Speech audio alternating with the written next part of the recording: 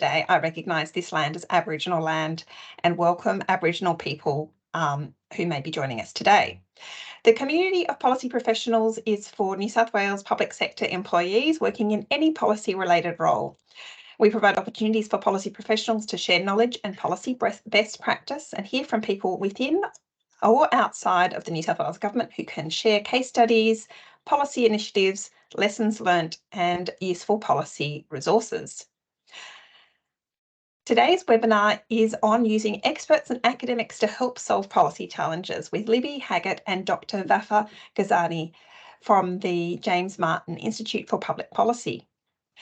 Launched in 2021, the James Martin Institute, also known as JMI, is a joint venture between the New South Wales Government and university partners. And so far, JMI has been involved in policy projects on resilience, domestic violence, artificial intelligence, anti-slavery. This webinar will be an opportunity for the policy community of practice to learn more about how JMI can help us engage with experts and academics and hear more about the JMI work program. As a policy professional, we may be our own experts in particular subject matter areas, or we may need to work with other experts or academics or consultants to develop to identify issues worthy of policy attention, identify options and develop policy responses to the problems that we are trying to solve. How we engage with experts and academics is one of the challenges, I think, in policy work, and how to get the most out of those resources and the extra networks and skills or expertise that those partners can provide. So I'm really interested to hear from Libby and Vafa today on how we can better consider and utilise experts. So Libby, I'll hand over to you now and then we'll be back on for a Q&A session a bit later. So I'll pop some instructions in the chat for our audience too. Thanks very much. Thanks, Louisa. It's a lovely, warm introduction, and we are really delighted to be here with you this morning. Thank you. Just introducing myself. My name's Libby Hackett. I'm the Chief Executive here at the James Martin Institute of Public Policy, and here with my colleague, Dr. Vafa Ghazavi, who's our Executive Director, Research and Policy. We're particularly delighted to speak to this group, and it's been a little while making this happen because we feel like the policy community of practice across New South Wales Government are our people. So on all of the projects that we've been working with so far, you know, we're a policy institute, so we are deeply excited to be engaging with our policy community across the New South Wales Government. So thank you for inviting us to be here with you this morning, and we're really delighted to join you. So what we would like to do is to provide a short introduction to the Institute, an overview of the Institute. We are an official partner of the New South Wales Government, and really just to talk to you about what we're here to do and how we're here to help. We are here to serve and to support and to help the New South Wales Government, and what that looks like as a public policy institute that is a partner of yours. We'll then be looking at the joint mission of what we're trying to achieve, how we do that, and the value proposition from your perspective of why get engaged and how can we help you. And my colleague Vafa will then look at the mechanisms of how we've started to do this, how we've started to prototype, and how to engage and work with us. I hope that makes sense. We'll make sure there's plenty of time for questions and answers as well, because I'm sure that's where the real insights will come through. So as I mentioned, we are a policy institute here to serve government. We were established 2 years ago. We launched in August 2021. We are a joint venture between the New South Wales Government and a group of university partners. And that's quite a unique proposition. We think we're a world first because we've yet to find anything or anyone like it. So it's been really exciting. And we do keep using the word prototype because we know we haven't got this right, and we are here to learn and to work out how to support you best. So we're an independent, non-partisan public policy institute. We are a charity. We are legally separate from the New South Wales Government, but we are a formal partner of yours. Sometimes we talk about this language of sort of being like an affiliated think tank, but however we want to describe it, the point is that our mission is to support policymakers, and we are very focused on supporting you and providing support to you to develop practical solutions to strategic policy challenges by enabling you to access and harness a wide range of expert advice, particularly across our academic networks, our university partners who are there listed below on the slide, but also more broadly as well. We do take a broad definition of expertise and try and bring experts from industry and community groups and other areas into any collaborative projects we engage with you on. Some key dates on the right hand side, I won't run you down, but it's really just a flag that we are still quite young, we're still quite new, and we're learning how to do this. And it's been a superb journey with great support on government and university side so far. We're really excited about what we can achieve. And we think that this for us is a real threshold moment of being able to engage with a broader group of colleagues, policy interested colleagues, policy engaged experts across the New South Wales Government. So thank you. This is a quote from our new Premier, and delighted to have the support of Chris Minns and the new Labour government, recognising that in his words that we are setting world standards in connecting policymakers with experts to solve complex problems. It really does get to the heart of the concept of the Institute, which was conceived as this bridge between policymakers and then the world of experts and academic experts. And please let me say, we do recognise that this does happen, that all of the time that you are undertaking and making public policy decisions and designing public policy, of course you work with experts and you will have your own ways of engaging and accessing.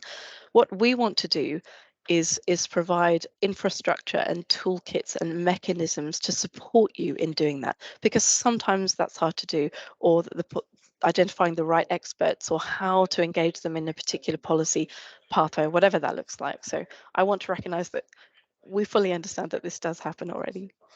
What are we trying to achieve?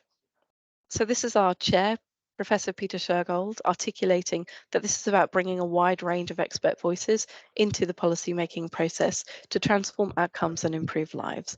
So we very much share that underlying goal of transforming lives, of improving lives across New South Wales for the people of New South Wales and beyond. And that's why we are here. As I said, I often use this phrase, but we're here to help. Our entire mission and purpose is to support and help people like yourselves, the policymakers across New South Wales Government. So this, for those of you that are interested in a sort of nerdy exploration of the Institute and its model and why we're unique, this is just a short capture of that. I could really bore you with this stuff, talk to me about it afterwards, but essentially what we were looking at the ecosystem, and those that designed the Institute were looking at the ecosystem of public policy in New South Wales and experts across New South Wales. And it's a pretty healthy ecosystem in many areas. So there is a lot of work on the research-led side, which you'll all be very familiar with. And this is essentially think tanks or academic policy units or institutes that will work on ideas for long periods of time. Often they'll have quite a strong perception of what they consider the problem to be, and they come up with an idea, and it's a really important part of the ecosystem, and then they'll sort of bring it to you in government as we think this is the solution, or we think this might work. Now, that's part of a bridging model, but it's not the part that we do. There are institutes that do that. There are think tanks that work on that model, and that's quite a flourishing part of the ecosystem. So we're not here to duplicate that. On the other side of the spectrum is what we're describing as the government-led model. And this is where colleagues such as yourselves will come out and commission research or evidence work to fill particular information gaps. So you'll usually have quite a mapped out policy pathway of what you're doing, and then you'll come out and commission work through RFQs or RFTs or whatever that might look like. And again, that part of the system is not broken, so we're not here to fix it. And the Waratah Research Network does a great job of kind of oiling the wheels of that system as well. And we work with the Waratah Research Network, and that's great. We're here to try something really quite different and really quite radical, which is this integrated model. And this is the idea that we are fully independent in terms of the ideas and the expertise that we're bringing, Frankenphyllis advice, in to support you. But we also are seeking to be fully embedded in terms of the processes, to walk alongside you in that policy pathway and work with you and understand your deadlines, your pressures, your timeframes, and work with your incentives and your priorities to support you in bridging that gap between yourselves and the experts. So this is, as I said, I can talk too long about this and I apologize, but this is the sort of the unique capture of the model that we're trying to explore. This is a capture of our first year. And Vafa will talk to you more about these areas, but and this is horribly outdated, so I apologize, but it does give you an idea of the sorts of work that we're doing. Just imagine you can double, treble, quadruple these numbers. But we undertake collaborative projects. We've got rapid response capability. We have a platform called the Policymaker, which Vafa will talk to you about. We have fellows that can come through the institute. So we have grants out to our universities. This is really just a capture of the breadth of the models that we're testing. And again, I'm going to use that word prototypes. We are trying different ways of doing this to find out what works best and what is most helpful to you and your colleagues. So this is our attempt to capture that value proposition, and you can give us feedback on this, please feel free, but we hope to deliver timely, relevant and actionable advice into policymakers in New South Wales Government. From the government perspective, I guess this is at the system level, we are here to try and help tackle some of those most complex challenges by harnessing world-leading expertise and researchers in to find smart solutions. It's also at the system level, we think, a really cost-effective way to leverage the existing public investment into our universities and to leverage that expertise that is sitting there, sometimes in a latent form, across our universities, and we help provide that facilitating mechanism, that bridge between the two. And also that we are building the capability and capacity of our public service colleagues and yourselves through this partnership ethos and method. So we don't wish to supplement or take away from or work in competition with you in any way. We are here to support, and we hope that through our projects and fellowships and programs that you grow in your capacity, such that in one bright future moment in maybe 50 years time, that the JMI doesn't need to exist, because this ecosystem between policymakers and experts will just be working perfectly. So we like to imagine that world. So what does it mean right now, the value add for yourselves in your roles? We think this is about helping you access experts and independent advice, providing timely, relevant and actionable advice, as I said, shaped by your needs. An integrated approach that actively involves and values yourselves as contributors and thought leaders often in these areas, respecting your own expertise that you bring to the table, and about providing transformative policy solutions generated through innovative methods and multidisciplinary thinking. So all those good things. How does this work? I'm going to hand over to my colleague Vafa to talk through some of the mechanisms and prototypes that we are exploring right now. Thanks so much, Libby.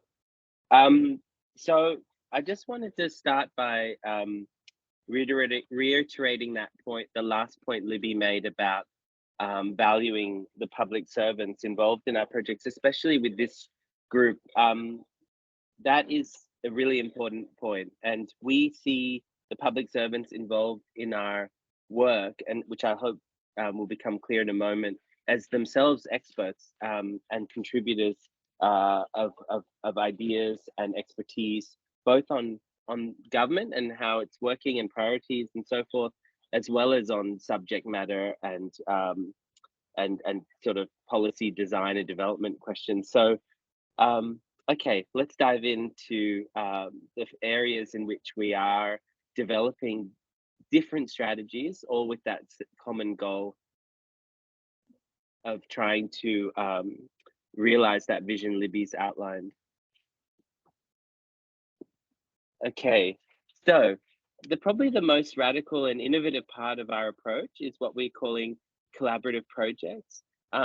These draw on some of the tools that would be familiar with colleagues who work with outside advisors and experts, but it's quite different because in several ways. We build joint teams typically that include public servants as well as researchers, and then we assemble really rich groups of expert advisors, including academics with a lot of expertise, but also others from outside academia.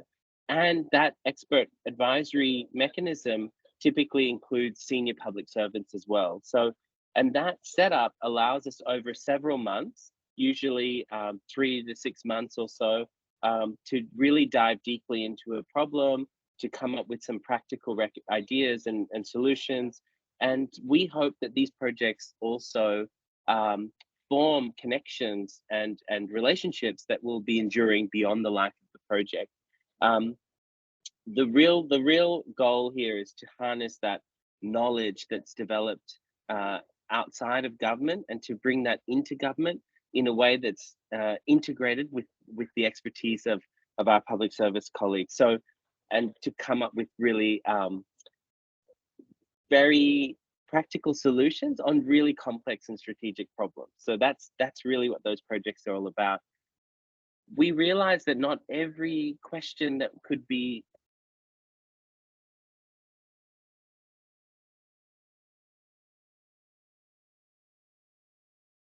Oh dear, Vafa's frozen for a little bit, and we may need to ask Libby to jump into the breach, continue the conversation while he comes back online. Is it better now? Here we are. There we go. Thank you. You're back. I'm sorry. Yeah. So just I don't know how far I got to, but just to say the rapid response. Yeah. So we have shorter projects where we provide very rapid advice, either through, for example, a short informational kind of briefing, or a one-off workshop or a couple of workshops, but it's a much more contained kind of approach, which allows to touch on a subject in a way that is very efficient, but maybe at a more targeted level than the depth of a collaborative project. The next thing I'd mention is our grants. So we give teams of academics, we're in our second round this year, grants to work on policy challenges that are important and relevant to the New South Wales government. And we work with those grant recipients to really engage with policymakers and to ensure, both in the selection and how it's implemented, that their projects are really targeted to actually helping solve live policy challenges.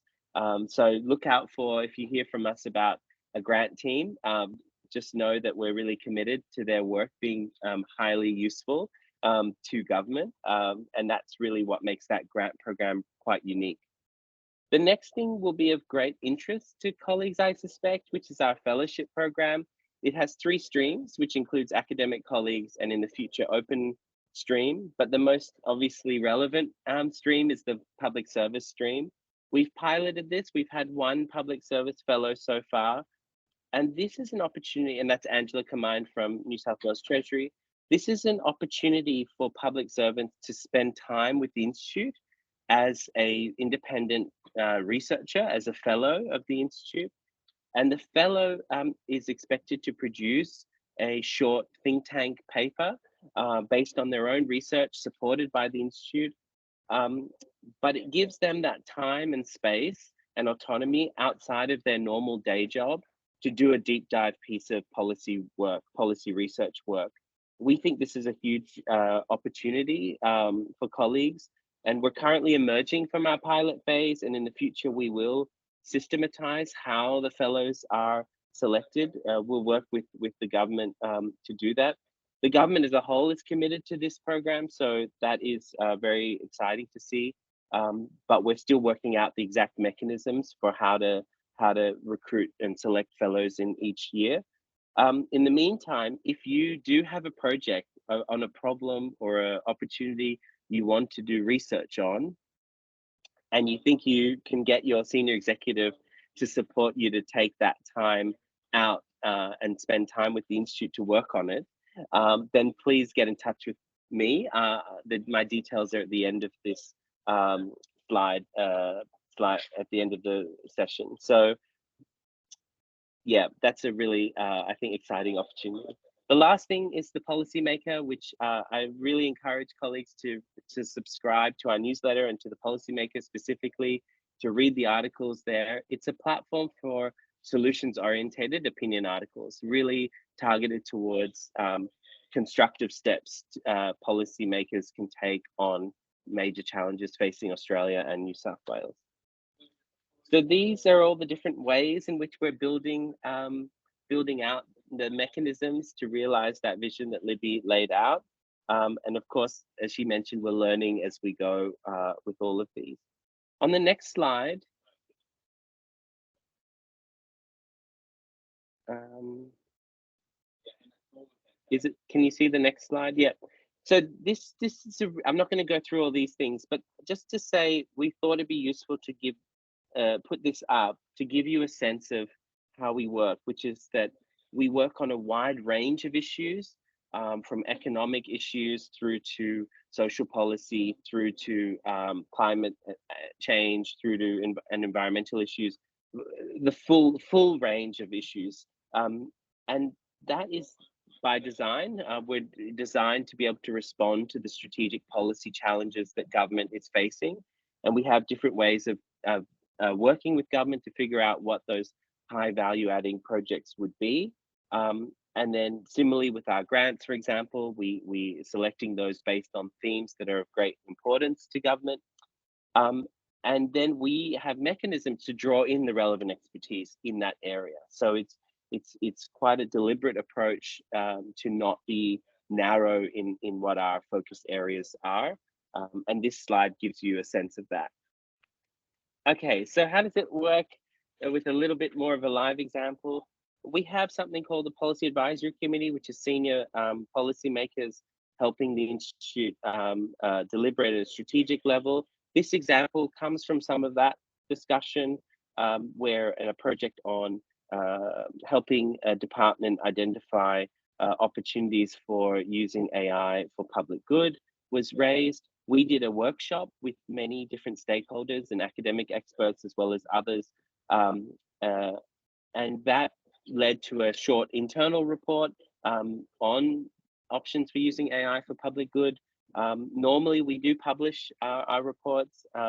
In that case, it was a bit different, but that project, that short-term rapid response project led to momentum, which has spun off into a collaborative project with the wonderful New South Wales Chief Data Scientist, Ian Opperman, where we're now just kickstarting a project looking at questions of regulation and AI. And that project will go for a couple of months. So, and we'll have a full-on expert advisory group and a core team working on that. So that just gives you an example of how quickly we can mobilize, and then we can build on, for example, a shorter project into a collaborative project. So the last slide is just to say to get in touch. Our details are there. We're very happy to hear from colleagues about these opportunities, and also look forward to the discussion this morning. If we can answer questions and hear feedback, we'd love that.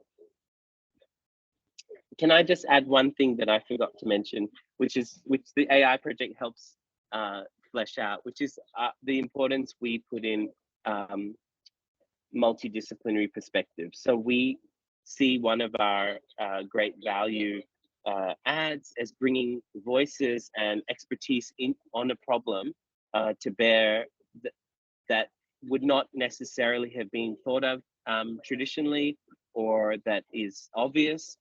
We try and bring sort of that really attacking a problem from different angles, and that is something that we're really committed to, and we think a lot about how we can do that to sort of generate genuine public value through that diverse range of expertise. So that's all I wanted to say. Thank you. Thank you. And we're now open for questions from our audience. If you'd like to put your question into the chat, then I'll coordinate the order of those questions.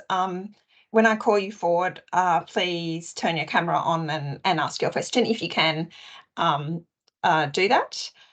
Just to get us started, I'll ask the first question until I see more of those questions coming through. So Libby and Vafa, if we've got a policy problem that we're working on and we want to find out what experts and academics could help do to help us. What is the next step? Like, how do we just call you up and say, hey, we've got this problem? Like, what is the process like to access your networks? Yeah, it's a great question.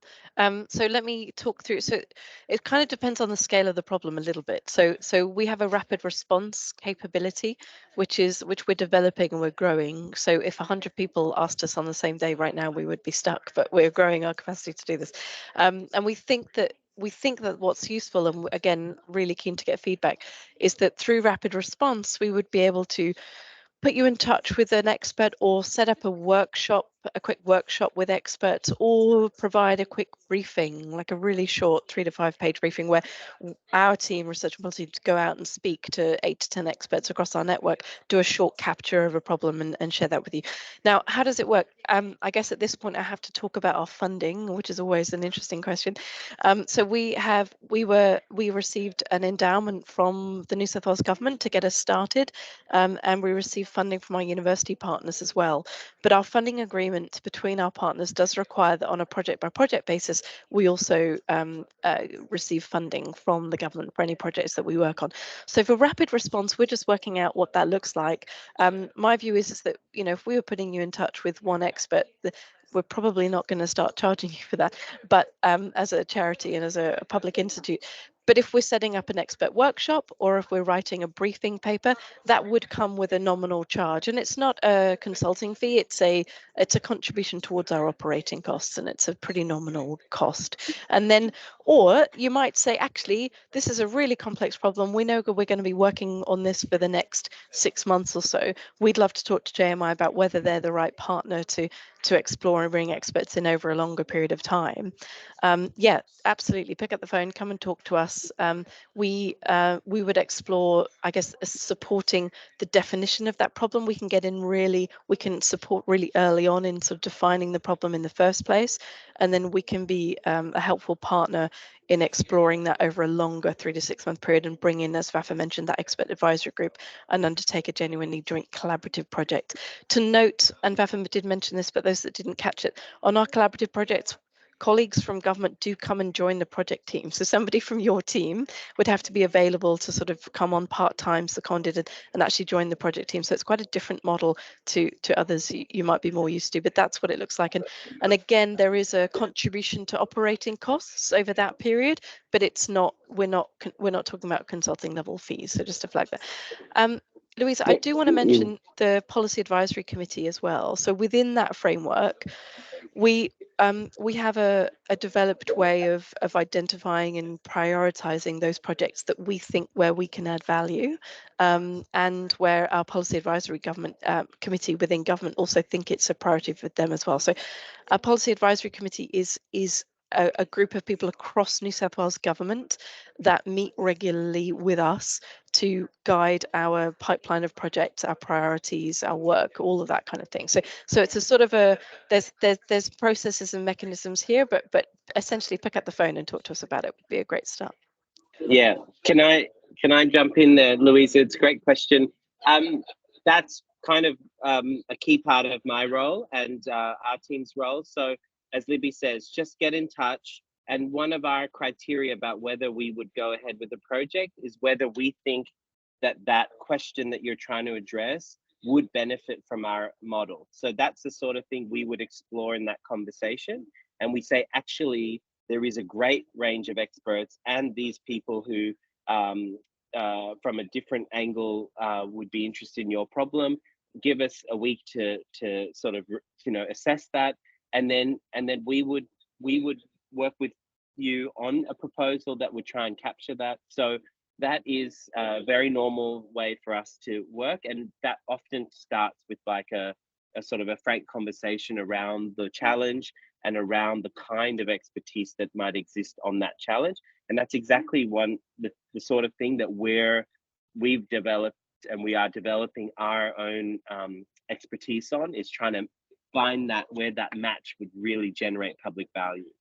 Yeah, that sounds great. I love that idea of when you're throwing a tricky policy question, and it sounds like a bit like phone a friend. At least we can call and talk through the issue with you and see there's an option of getting some support. Now we have a question from Claire Armstrong. Claire, would you like to come on and ask your question?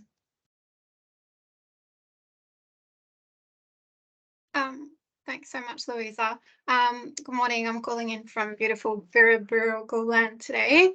I was just curious, I'm not sure what you can share, but I was just curious to hear more about any specific projects that you've worked on that relate to sort of health and social policy areas. Sorry, go for it. Do you want to go first, Vafa, or am I happy to? I'm happy for you. I'm happy to, or I'll do it first, and then Vafa will tell you. I wanted to do a little mini case study with the resilience project, but you can go first. Yeah. So Claire, I mean, I guess from my perspective of the big picture, I want to hold our hand up and say, you know, we're not yet 2 years old, and that health is an area that we have not done a lot of work in to date. We're really keen to, and we do have an health expert on our board as well, and we've talked about potential kind of workshops and roundtables on all sorts of issues around sort of future of digital health, definitely the kind of social equity lens on health. We've got regional experts that were talking to us about a possible project about the sort of health cluster and how kind of multi-service model approaches. So super interested, but as of yet there hasn't been a significant health project, but there is the resilience project which Vafa can talk you through as a kind of an example model of how that might work, Claire. And please come and talk to us. We'd love to work with you. Thank you. So Claire, just your question on social policy, we have done very early in the Institute's life a project on domestic family violence reoffending, which was a Premier's priority. But I wanted to give the example of a different project where we work with the Department of Education on, and we'll be publishing the findings from that report very shortly. And that project was a several month long project where we assembled a team of, as Libby explained, our typical model, public servants, JMI staff and researcher, alongside an expert advisory group that included academics, principals, senior public servants, and other stakeholders. And that group, that core group also conducted consultations and workshops with many other stakeholders. That project was addressing how to boost the resilience of rural, remote, and regional schools, and how to think about how their resilience relates to the community's resilience, thinking about the long-term investments in light of recent disasters and pandemics, but thinking about that, you know, that more underlying investment in resilience. That report, which I hope to be able to share very soon, really showed how we took a very kind of big picture conceptual problem and tackled it to the point where we got some really tangible solutions and ideas for action at the local and state level, ideas for action in terms of practice and in terms of policy reform. And it was extremely well received. The Department of Education is already implementing several of those ideas. And I think it's a really, for me, it was a really inspiring example of where we could take something that colleagues knew was a challenge, but none of us, including the Institute, none of us really understood exactly what that should mean in terms of change. But through the course of the project, we were able to crystallize really concrete ways forward. And that is exactly the sort of thing the Institute is specializing in, is taking those complex, nebulous, intractable, wicked, whatever we call it, problems, and then turning them into really constructive ways forward. And so that model is replicable across several health and social policy challenges that we can see and that we're hearing about. So I just wanted to share a bit more detail on that project because it's quite exciting and it's coming out. The findings will come out soon, the report. That sounds really interesting. Thank you. I really look forward to reading about it. We'd love to work with you, Claire. Pick up the phone. We'd love to chat. Great, thank you. Thanks, Claire. And our next question I'll ask on behalf of Ludmilla O'Connell. So we've talked a little bit about social policy projects that you've been involved with. Ludmilla asks, what do you see as the key issues in the areas of energy, water and climate? And could you share any experiences you've had on working on these problems? It's a great question. I'm going to break my own rule a little bit, but I mean, I do think this is a great opportunity for us to describe the fact that we don't build expertise within the institute, right? So we are not like other think tanks and institutes.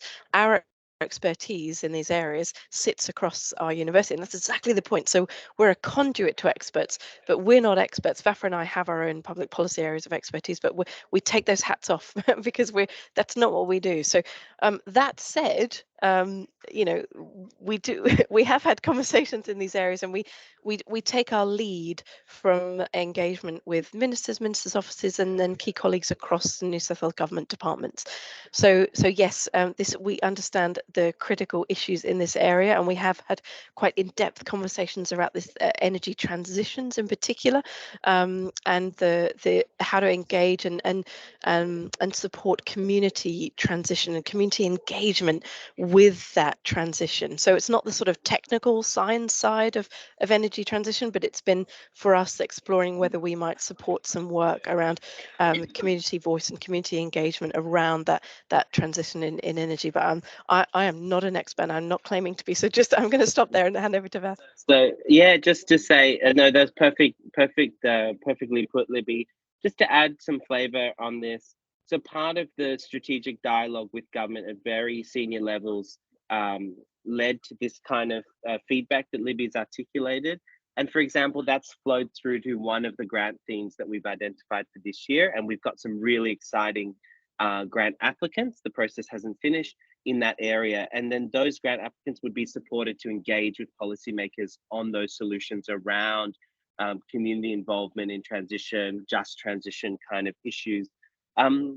The other thing is to say the policymaker does address these topics. So people like Anna Scarbeck, people like Amanda Tattersall have been publishing on these very issues. We have a research associate from Western Sydney with us at the moment, Jack, who has also published on this topic around community batteries, for example. So the policymaker, which is not the Institute's kind of these collaborative projects, but is the Institute providing a space for exploring some of these issues. That is a lively place where this topic is being discussed and supported. And we do the editing, the commissioning, and all of that behind it. But of course, it's those authors who are contributing those ideas. We provide the infrastructure for them. But on these projects, again, like in health, this is one of those things that if we have proposals with colleagues that we can explore around, okay, this is a highly multidisciplinary problem. It's a really complex problem. How do you, for example, engage communities in large-scale infrastructure that's required for the energy transition? That's exactly the sort of question that we would come at it, and not just through an energy infrastructure lens, but through a democratic engagement, through a vulnerable groups, through economic opportunities and jobs. We'll bring a multidimensional lens to it. And if colleagues want to work with us on identifying those challenges, that's exactly the sort of thing we're interested in doing. Phone a friend. That's the phone a friend situation. I'm just going to make the link back to Claire and to health as well, because we forgot the policymaker in our answer to Claire. So Claire, there are some brilliant health policy articles on the policymaker, and also another potential way of identifying experts, because if you find a relevant article on the policymaker and that they're named authors across our networks and beyond, just reach out, get in touch. Either we can put you in touch with them, or you would then have found your expert with something sensible to say. Thank you. And Rebecca, I'd like you to come on and ask your question, because I think it will follow from the answer we've just been given. So Rebecca, I hope that's okay with you. Yeah, certainly. Hi, I'm Rebecca, calling from Ministry of Health. I suppose I'm just wondering how the Institute can actually support some of that broader community behavioural change that has to come as part of policy, because I think we can all agree that policy can be great and it sets a great framework, but until it's actually implemented, it's kind of dead in the water. So I suppose I'd love to hear your perspective on that. It's a bit cheeky, but Libby, we haven't mentioned the Policymaker Summit. And so one of our two themes for the Policymakers Summit is exactly on this question. So I should have all the details ready to go, but we'll send it around to the network as a follow-up to this conversation. But we're hosting a major summit in August. Libby, do you want to say anything about the summit? And then I can say something about this theme sure. as well. So this is just our first annual, so it will be annual, but this is our first go at it, and it's called the Policymaker Summit. It's meant to be a forum to bring policymakers and experts together to discuss key themes and key issues across and priorities across New South Wales. So we would love for this, you are our priority audience, so colleagues across this network to come to the summit would be superb, and I'll let Vafa talk more about it, but it's really exciting. Deputy Premier will be speaking. We're hoping the Treasurer might speak as well. We've got expert panelists. It's an amazing group of people, and hopefully quite an engaging event. There'll be an exhibition alongside the event with some of the leading multidisciplinary applied policy institutes across our network. So there'll be an opportunity to engage directly with experts through the morning as well. So come along to the summit, 7th of August, but we'll send information about that. So I was a bit cheeky by bringing it back to the summit, but just to say, genuinely, we agree that like the question of citizen participation, community involvement is a key part of sort of policy development and policy implementation, and that is, I think, increasingly being recognized around the world. And so that flows through to things like, the focus of part of the focus of the summit, but it also affects lots of our work. So for example, often we're finding on many topics, the kinds of experts we're interested in, at least partly, is engaging are those who do types of research that really focus on this kind of, the way you put it, as community behavioral questions, but that broadly, that those sort of approaches and those sort of things. There are all sorts of academic methodologies that colleagues are using around that, action research and so on and so forth. But also there's growing expertise specifically on these questions. And so we're finding that's really important to engage with. And often it's infused in how the sorts of proposals and ideas that we're generating are often got this sort of threaded through them. So as opposed to thinking, so while our model looks very technocratic, it's around, engaging experts, often the expertise is around how to do this sort of work of engagement and behavioral change better and more effectively for the public good. So just to say, like, we don't see this as a sort of dichotomy, we see it as integrated into our work. But of that said, of course, so much of the work of public policy ultimately does require aspects that go beyond the institute. We're not claiming to be everything to everyone in terms of, social change or improving policy outcomes. There's so much work. For example, we're not doing at this stage, we don't do evaluations, but the evaluation is obviously so important to good public policy. So we're focusing on one or two aspects of the policy puzzle, and that's what we will be open and honest about, where we can add value. Yeah, so we've got a few questions about the role of the James Martin Institute in skilling up policy teams. But I wanted to firstly, before we dive into that topic, I wanted to ask you also about what are the limitations for government that you've experienced in working with academics and experts that are outside of government, and what responsibilities do you think we have that you've seen that government has in engaging with that? Yeah, it's a really good question, and this is definitely Waratah Research Network space as well. They think about this issue a lot. Look, there's all sorts of challenges, right? In commissioning experts and particularly working with academics. Essentially, we are the institute was designed in recognition of how different the worlds are. So the world of government and policy making and rapid deadlines and public pressures and all of those things. Vafa and I have both been public servants previously. We understand it, but it's an incredibly different world to the world of academia, and their incentives, their mechanisms, their timeframes, their rewards, their even I mean, to get really nerdy about it, but even like definitions of knowledge and how we, epistemological problems of how we think about things. There's such differences, and so yes, of course, why would we be surprised that sometimes it's complicated, or there are challenges in government sort of going out and directly commissioning work from this very, very different environment. They're not consultants. They haven't learned the skill of wrapping everything that they do around the user. They're doing their stuff. They're doing research and teaching and engagement and social impact and industry engagement and medical, all the stuff that they do. And so, I guess the Institute is here in recognition of the fact that providing some form of expert knowledge broker or facilitation or a support for that collaborative process where we're bringing the academics closer to your world, but we're also helping you understand their world a bit better is something that we think there's great value behind, and we're delighted that government and universities saw the need to invest in that. But that's a high. Does that answer your question, Lisa? Have I misunderstood the question at all? Oh, I think, look, my experience is that we do use consultants quite a bit at the moment. Perhaps there's a move away from that.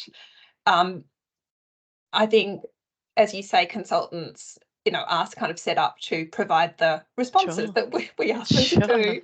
But we still struggle with consultants getting what we actually need out of that process. And I think with those challenges that you've pointed out with academics being, really having another, day-to-day BAU work program, that it'll even bring that issue into even sharper relief. We need to be very specific about the questions we put to them. We also need to do enough groundwork to ensure that we're asking the right people the right questions, and not expecting that one person might have all the answers, but potentially building in opportunities to draw in small pieces of advice on different issues so that we can bring it together.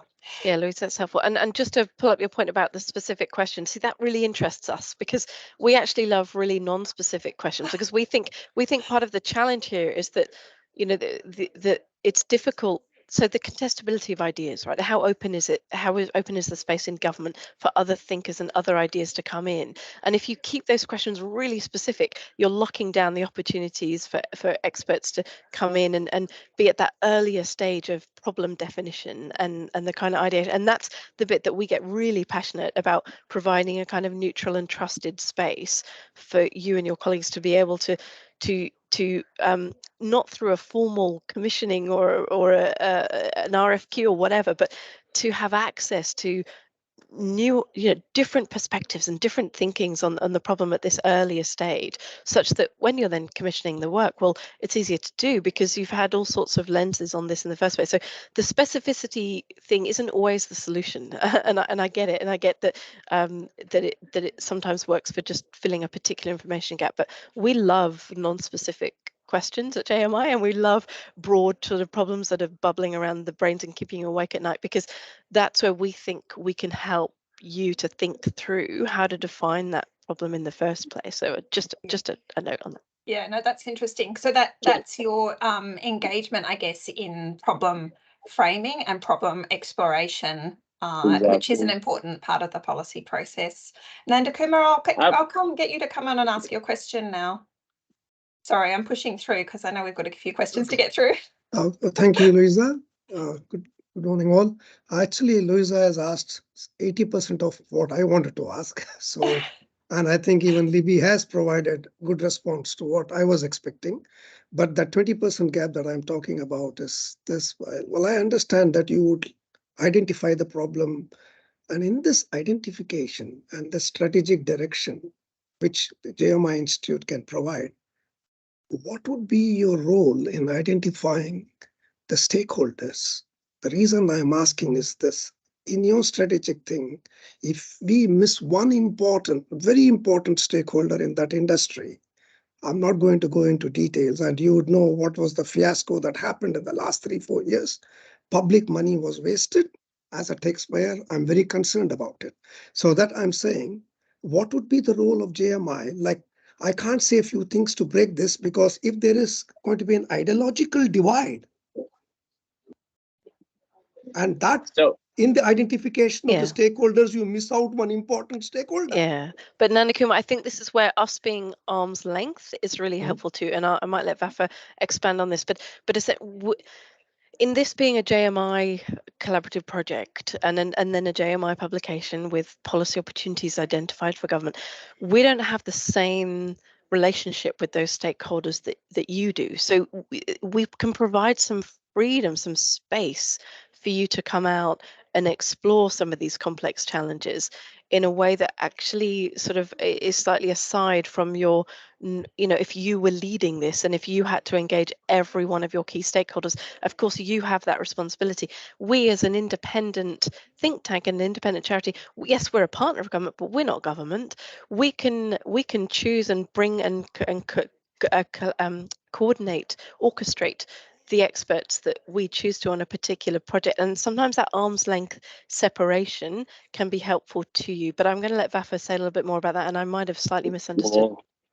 Yeah, and I may slightly misunderstand the question as well, but I just want to add 2 points that might be interesting. One is that this arm's length process that Libby's mentioned, one of the benefits of an independent policy institute, as we understand it, there's this investment in us, is this ability to tackle problems without starting with sort of vested interest, starting with the public good and then exploring. And so one way to think about it is that we're a resource for government to be able to open up some of the policy discussion that may have sort of been, reached a kind of impasse or a status, may have settled on a non-optimal kind of status quo. And so we are so close to government, but that independence can still be very valuable as a kind of way of, gently, but through the quality of ideas, through the quality of the evidence, to sort of open up a policy discussion in a more productive direction. That's one. The second is that part of the interdisciplinary thing that we bring is to bring up new stakeholders that weren't maybe properly accounted for previously. So instead of, talking to, just one set of AI experts, we may talk to AI experts who work with people with disability, who've worked on discrimination issues. And so suddenly you've got this sort of much more holistic understanding of the challenge around government use of AI than if you just spoke to people who do the coding or just do the people who do traditional user-centric design, but haven't thought about vulnerability, for example. So stakeholders actually can emerge through our projects in interesting ways as well. But those are 2 very different aspects of the phenomenon. But yeah, just wanted to share those thoughts. Our next question is from an unknown user, so I'm hoping unknown user will pop in and ask their question. Otherwise, any of the other people who liked the question could feel free to step forward. Is that the one about capacity building? Is that right, Yes. Louisa? Yeah. Really excited to answer this question. It's a great question. Oh, here we go. Here's someone. Hi. It's my day off from work, but I couldn't miss this, so I'm having this call from the car. So bless you. Hi, thank you. I've been following the JMI story for a couple of years, so I'm happy to finally see you guys. My question comes because I spent a number of years working in policy, whole of government policy, and couldn't find. It was mainly consultants coming in, teaching, like doing a lot of that capability uplift type stuff with policy teams, and they had a very similar kind of that co-design, cohabitation kind of model. But I got to a place was like, no. And so I pursued doing a Masters of Public and Social Policy during the pandemic to really fill in some of those theoretical as well as those technical sort of policy making and policy analysis skills, like that qualitative research approach or quantitative analysis that I think in the US and some of the other countries, to get into senior levels of government, you kind of have to have quite robust policy foundation skills. Whereas this is not to sort of say that people are not capable, but there is a base level of policy making knowledge that probably doesn't exist in the workforce. And I say this because I've had a deep understanding of workforce capability. My role was in the Public Service Commission itself, looking at policy capability. So I'm really excited to see, is JMI, is that on the trajectory? That gap exists? What can you guys do for us? Because it's needed. We Oh my didn't goodness. pay her. We didn't pay her So to ask. excited. I'm so excited that you asked this question. This is my absolute passion. And look, for your information and knowledge, that it's woven into our constitution is this idea that we would be building the capability of public sector, of policymakers, and of our academic colleagues to engage effectively in policymaking as well with government. So yes, I'm so excited that I can announce that this is our next frontier for us. So our next work stream that we'll be establishing and setting up in the next 12 to 18 months. I've had 3 meetings about it this morning already, and we are really excited. We're speaking, of course, to the Public Service Commissioner. We're speaking to ANZO. We want to do this in partnership. We've got experts across our own universities that do a superb exec education in the kind of private sector industry space, but who is doing really high quality policy foundation skills, exactly as you describe, across government, and particularly in line with the complex job that you're all asked to do as 21st century policymakers. So you start to think about the pillars of this. Yes, as you say, there's the methodologies and the approaches, but there's also how are we understanding AI and big tech? How are we doing like design when we're asked about design thinking or bringing community voice into? How do we understand what good evaluation looks like? All of these kind of constructs of really high quality. And so we hope to and will be hopefully exploring what it looks like to put some really policy focused and policy celebrating high quality, expert led, user focused. We appreciate how busy you are, so making it really accessible for people that aren't able to do an MPP over a couple of years but just need to pick and choose aspects of this that they need to build at certain times. So yes, it's on its way, and we would love to talk to this group or select members of people that might form an advisory group to us, because we want to design this around you and your needs and your gaps. And so we'd love to engage with you and talk to you about what this looks like, because we're not the experts in what you need. You are the experts in what you need. So we would love to start to engage with you to design that and form that. Well, I'm so excited. Shoot you an email. My name's Rabia Chowdhury. I now Hi, work Rabia. at the Department of Education. But Awesome. yeah, that is absolutely exactly what I wanted to hear. That And we have time for just one more question. Thank Thanks, you. Rabia. We'll be in Rabia. touch, no doubt. So we have one more question from Bronwyn. Hi, thanks for that. Yeah, I'm just kind of particularly interested in, for want of a better word, cross-fertilisation between academia and government. And so the fellowship program is really interesting in that respect of getting public servants into research. But I'm just curious if there's any potential for other way, for example, getting programs, secondments or whatever, where we get academics working in policy, but also, I guess, beyond the scope of a fellowship, which is, I guess, smaller. When I started working in government, I think I was in a division which had about probably 8-9 PhDs, and they kind of get locked out of the academic world, so to speak, because you're not researching and publishing, but the experience that they have could be really brilliant to get back into academia. But the way that the sort of postdoc thing is, you've got to do it within 5 years of your PhD, all that sort of stuff. So are there any plans around that beyond the sort of fellowships, I guess? So just maybe, Libby, should I go quickly on this? So just a couple of points, Bronwyn. Great idea about seconding back into government. That is possible, but I'll come back to that. The fellowship is very much designed for people who have those research skills and want that time and space to do it to come from the public service, do that. It is a way of reconnecting to using some of that skill set. In terms of academic colleagues, the fellowship includes academic colleagues, of course, so that is one of the streams to the fellowship. In terms of academic colleagues going back into government for periods of time, I think all of the Institute's work is a platform for thinking about, does your area want to initiate that? Because, for example, after a collaborative project, you might say, this academic who I work with on this collaborative project would be great to actually spend some time with our team longer term. And one of the things we're tracking in our impact framework is the formation of relationships that are enduring. So that sort of thing would be a great follow-on from a collaborative project. But in a way, the Institute is not required to, you can initiate that, but what we'll do is help build those bridges so you can identify those people.